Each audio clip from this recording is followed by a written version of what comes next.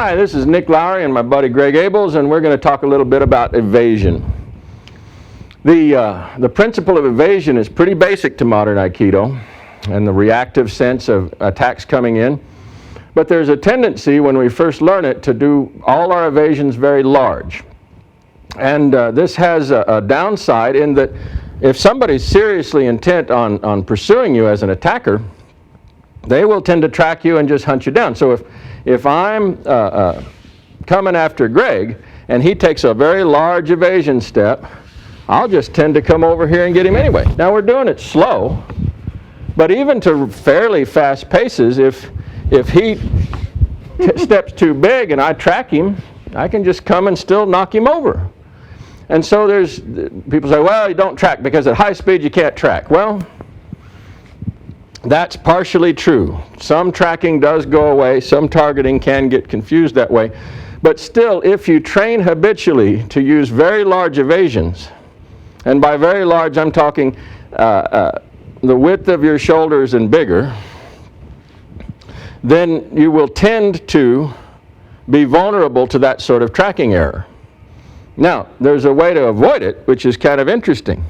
If we're on this line, let's just say there's this line on this floor, the seam of the floor right here, and Greg takes off to come and get me. He's going to come right up the middle and hit me. Bang! Right here. Just to tear my head plumb off. That's beautiful.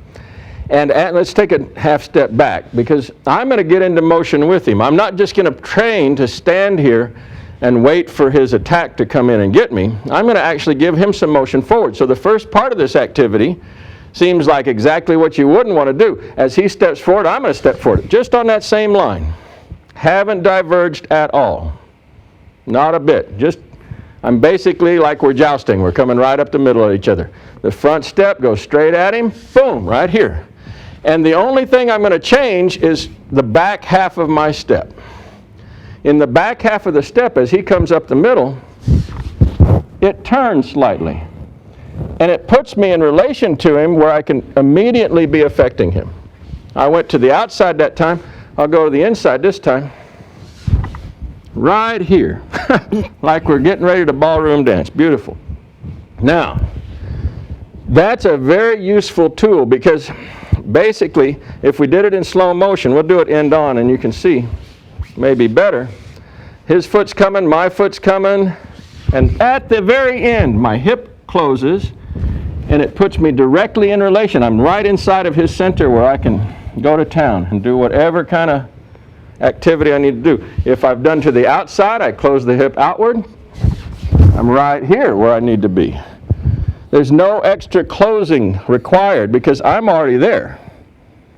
So when we take evasions that are too large, we see this sort of thing. I step out here, and then I have to re-enter him to come get him.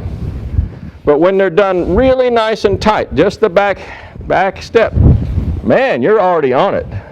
At the moment of contact, you're already owning the situation. At the moment of contact, he's already being distorted. There's no secondary doing it to him. It's happening immediately. That all goes together because in real encounters, we want to train in such a way that we can take control of it right off the bat. Not kind of get out of the way, then deal with the problem. That's fine for when you're learning, but as you develop your skill set, this is a very powerful little skill set. Right here. Right here. Immediately into him. We see this portrayed in the katas when we have sword on sword in the Koru Daisan, because that's one of the times that you see this where he's coming down with a sword blow, and as that blow is actually descending, my activity is to just evade about the width of my own foot. And it takes a long time. You see that blow going right down past you like that. And he can be swinging down like he's got a sword.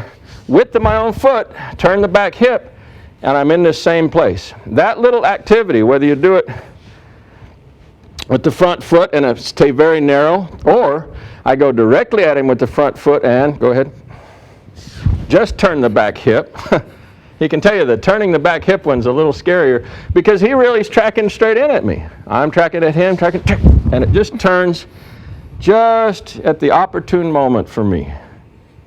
So, you want to practice this with your partner a little bit. Put a line on the floor if you don't have a seam to work with.